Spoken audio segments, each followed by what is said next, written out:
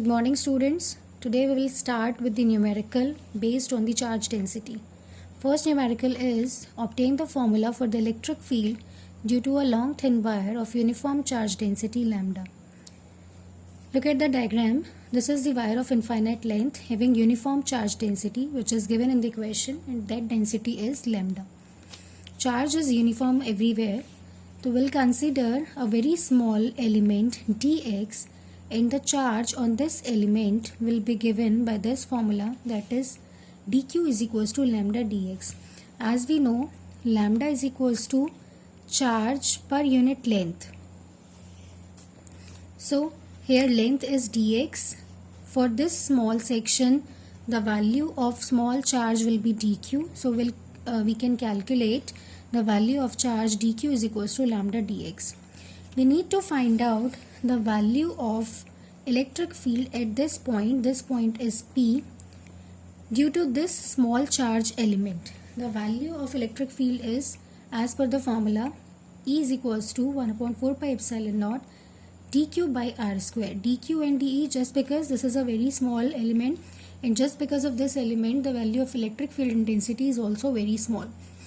So we'll write dE is equals to 1/4 pi epsilon naught dq upon r square.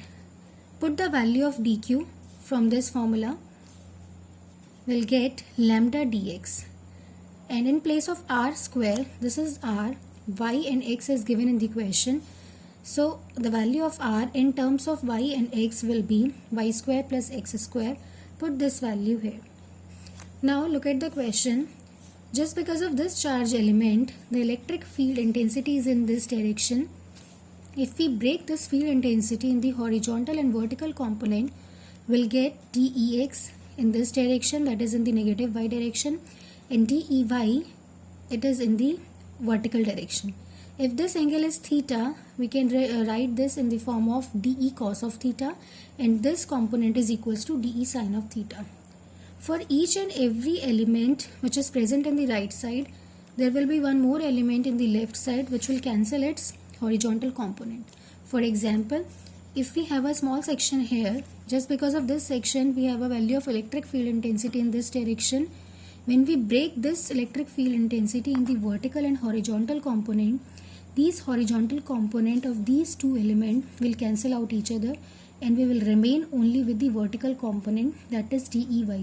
So this is the resultant component, and just because of this component we will get the electric field intensity. So in place of E, we can put dEy, that is electric field due to vertical component. To find out the value of this electric field, just integrate this. This is the wire of infinite length, so we'll integrate this from minus infinite to infinite. The value of dEy is equals to dE cos of theta. This minus infinite to infinite, break this limit from from minus infinite to 0 and 0 to infinite, we'll get this term. Twice of 0 to infinite cos of theta. Put the value of dE over here, that is 1/4 pi epsilon naught lambda dx upon y square plus x square. Take the constant terms outside the integral. We have the value of tan theta from this triangle. It will be x upon y. So x in terms of y is equals to y tan theta. Differentiate this term, we'll get dx is equals to y sec square theta d theta. Put this value dx over here.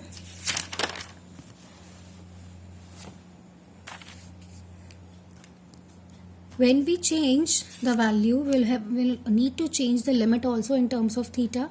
So when we put this value, we'll get theta is equals to 0 to pi by 2, and rest of the term is same. Put all the values, solve the question, you will get the answer. E is equals to lambda upon 2 pi epsilon naught y.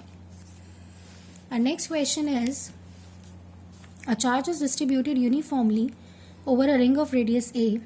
Obtain the expression for the electric field intensity at a point on the axis of the ring, and show that for the points at large distance from the ring, it behaves like a point charge.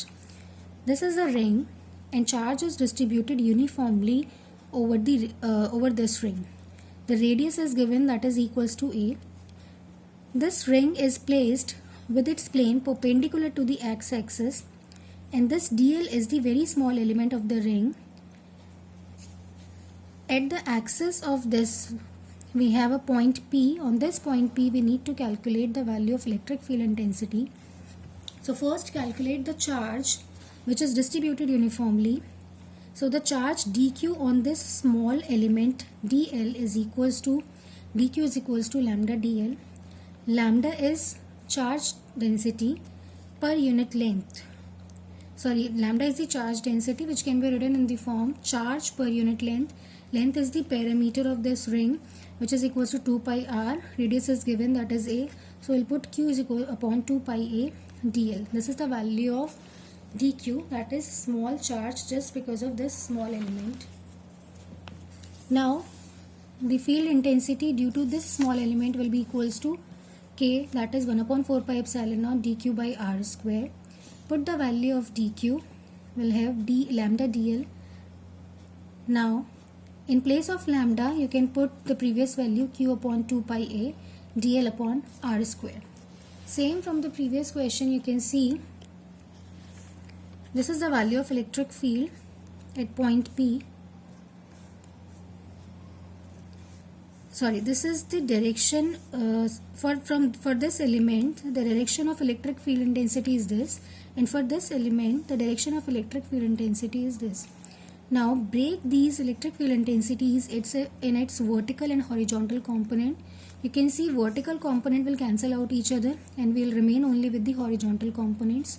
That means the final intensity we will get just because of this horizontal component.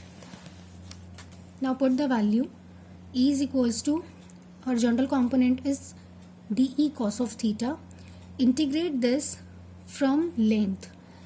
Length is the perimeter of the ring, which is from 0 to 2 pi r, and r is the radius. A is the radius, so put a in place of r. So the limits are 0 to 2 pi a. 0 to 2 pi a. Put the value of dE from the previous equation. And now put the value of cos theta also in terms of x and r. Integrate the term, you'll get this answer. Now one more thing is asked, that if the points are at very large distances from the ring, whether it behaves like a point charge or not. Just see, for the large distances, that means the value of x is very much greater than the radius of the ring. So in this case we can neglect this value a. If you neglect this one, you can put 1 upon 4 pi epsilon naught qx upon x cube. Just neglect this term. This becomes 1 upon 4 pi epsilon naught q upon x square, and this is the electric field intensity just because of the point charge. So you can say that the points which are very far off the charge ring behaves like a point charge. That's all about the numerical. Practice some more numericals which is based on the same concept.